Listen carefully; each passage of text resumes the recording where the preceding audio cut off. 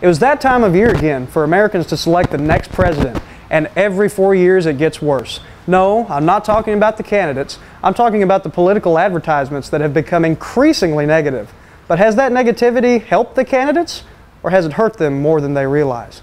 After a long battle, Donald Trump won the 2016 presidential election against Democratic nominee Hillary Clinton. With the intensely negative campaigning from both candidates, one might assume that this year's voter turnout would be lower.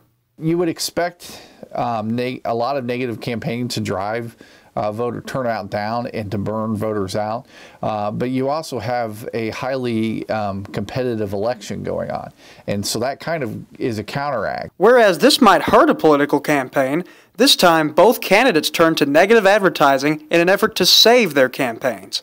Particularly Hillary and Trump, they both went more negative when things started to turn bad, and so it was kind of a defensive mechanism to try and take the spotlight off themselves and shift it to the other person. But just because you might have noticed a large amount of negative campaigning in this election doesn't mean it's anything new.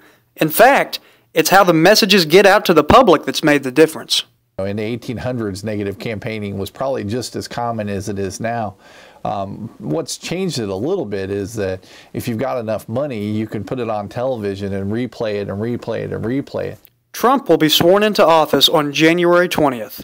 This is Ryan Harmon for Tech TV.